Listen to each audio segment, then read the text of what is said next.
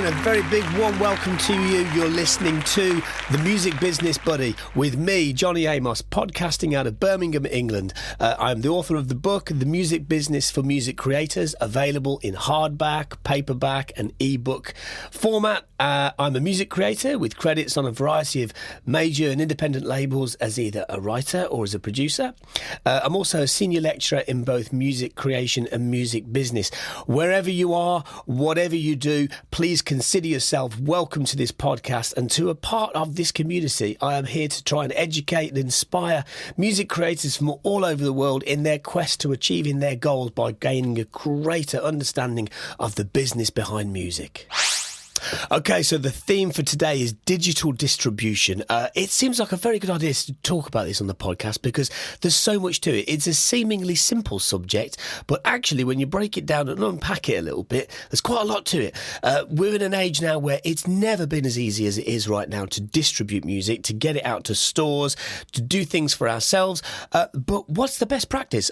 So what I've done is I've tried to break this down into 10 simple steps as to what to bear in mind when it comes to music distribution, what to look for in a music distributor, also a little bit about the types of distribution that are out there and also where it's all headed. So let's get rolling. Okay, so maybe the first thing to think about here is to build an expectation as to what you actually expect from a distributor. It's very good to keep this in check. So, for example, it might be that you think straight away, right, well, marketing, I want them to help me with marketing. Now, generally, that's not something a distributor would do. There are some acceptances to that, which we'll look at later in the podcast, but generally speaking, it's not a task that it is undertaken by a distributor. So you're already off onto the wrong foot if you're looking for a distributor to be the answer to your marketing problems. They won't be, generally speaking. So, first of all, what do you expect? Do you expect good analytics? I would think so. You would expect delivery to a range of stores. You would expect support. Whatever it might be, it's just a good thing to think about straight off the bat. What is your expectation of a distributor?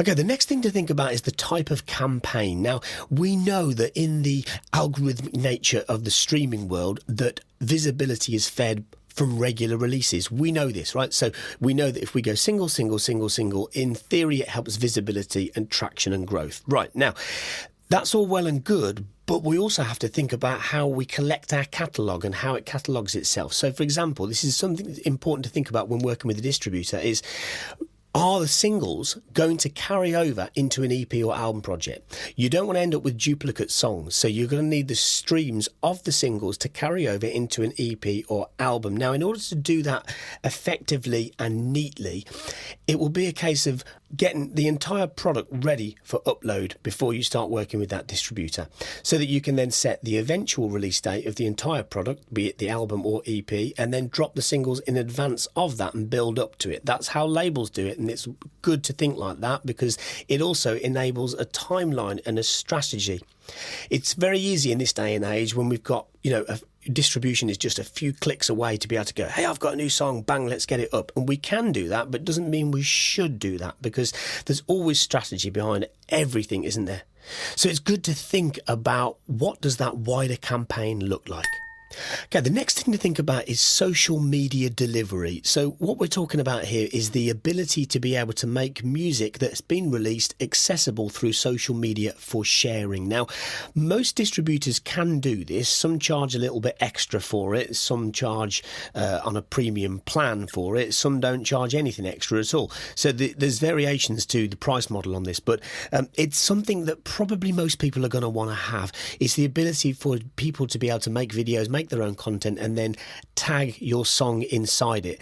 In order for that to happen, it has to be delivered to those social media platforms via the distributor. And this is why it's good to sometimes think about the actual marketing plans before you go ahead and pick your distributor. So, for example, if you knew that you wanted to have kind of make your own sort of micro sync videos where you were kind of tagging your own song in other visuals that have nothing to do with you as an artist, which is a great way of promoting music on TikTok, for example, but then you find out that you can't deliver your music to TikTok. That's an error that on judgment perhaps in picking the wrong distributor. So it's good to think in advance about that and what that might look like for you.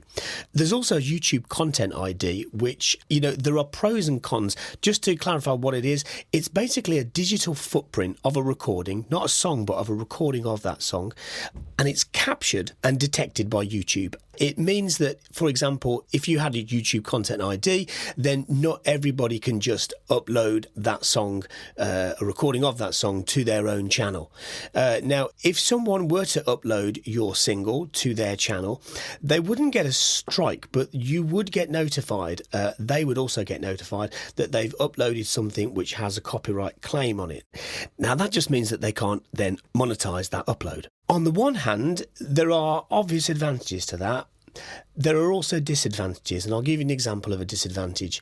Let's say, for example, that you've found out about a tastemaker, a YouTuber that is on that's accessible through a platform such as Submit Hub, and they want to premiere your single or just share your single or a lyric video of your single or something like that. And it could well garner, maybe 200,000 or 300,000 streams in one evening because they're putting it in front of their audience for you.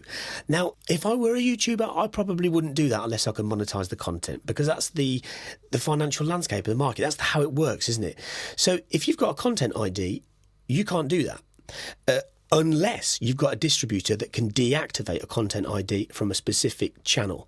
Some distributors can do that, some can do it very easily, and some won't touch that subject. So it's good to think about that subject. Another thing to think about is Shazam delivery and delivery to discovery apps like Shazam that may come into the marketplace in the coming years. Again, it might be an additional feature offered by a distributor that may come at an additional cost, and it may not, depending upon who the distributor is. But it's very, very important that it is a box that's checked, so to speak.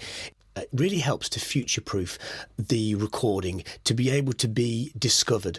So, for example, it might be that your music maybe sits dormant on Spotify for a while, and then all of a sudden, after a 2-year period, it starts to gain some serious traction. Maybe it gets onto the next big Hulu show or Netflix show or whatever it might be, and then all of a sudden people are wanting to Shazam it because they hear it in a TV show or a film.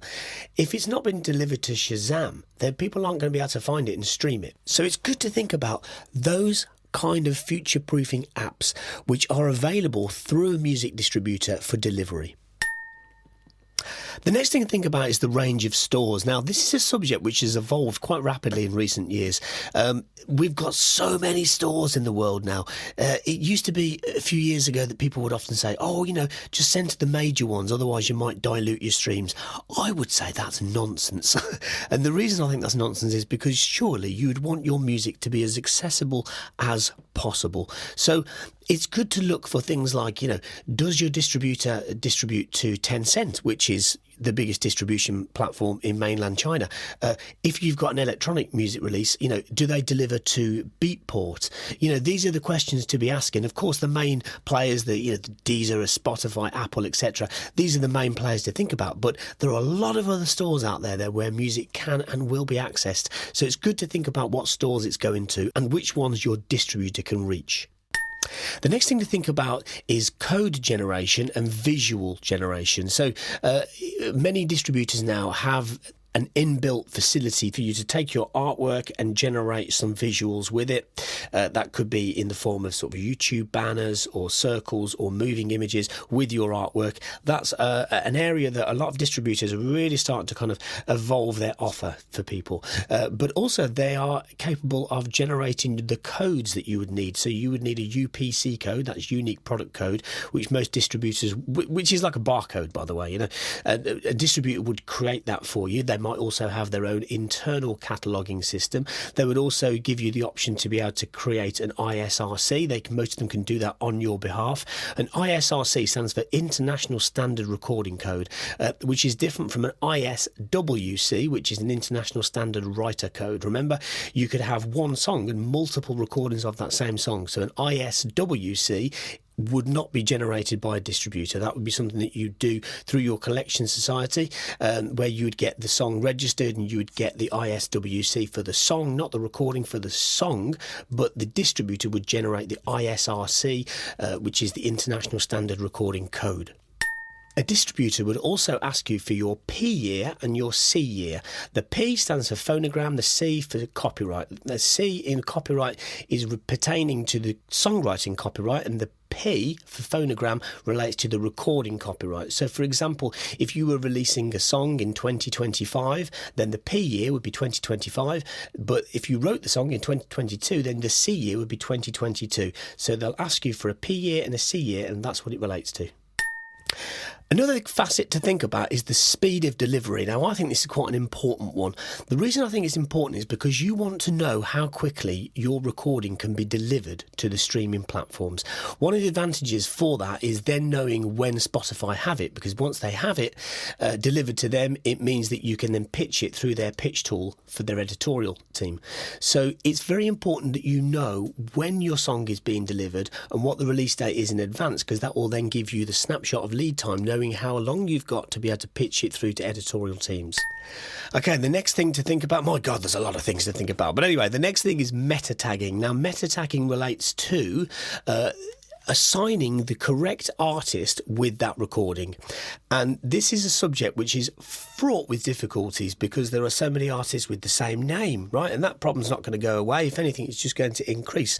So there are a few things that we can do to negate risk on this. Now, one of the things that distributors like to do is to be able to say, right, if you've already had a past release, put your Spotify ID here or your Apple ID here, and we will then tag that artist in this recording.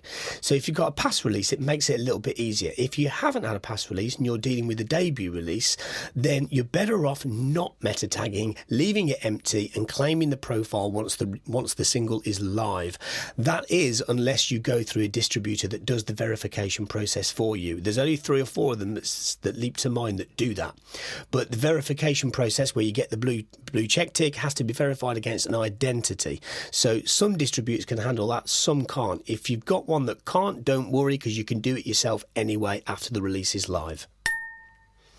And the final thing to think about is data analytics. Now, all distributors are capable of providing reports and analytics on a recording's performance, how it's being streamed, where it's being streamed, that kind of thing.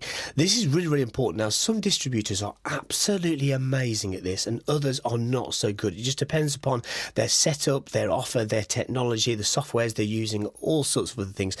But I think it's becoming more and more and more important to have those analytics as detailed as possible.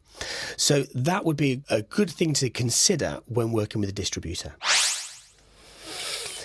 And breathe, Johnny. Okay, right. So there's a few things to think about there, right? It's also worth remembering that, a distributor is not going to be the make or break of a success point for a track. There's only really so much that they actually do. So, everything that makes a recorded song successful, it's not usually down to the distributor. It's about everything that comes after. So, but those are a few things to think about before working with a distributor.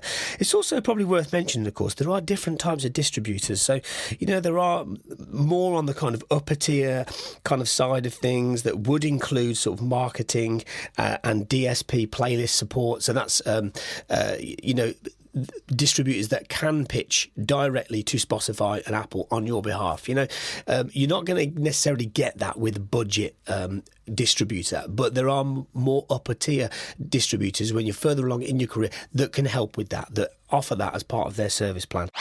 There are also artist and label services which offer a much more kind of bespoke distribution service that also perhaps includes editorial, DSP editorial support for Spotify and Apple, also detailed marketing plans, much more detailed analytics, that kind of thing. So it's always worth having a look around to see who's out there, to see who is in this game and doing well, who is new, who is established. There's always new partners coming out to work with.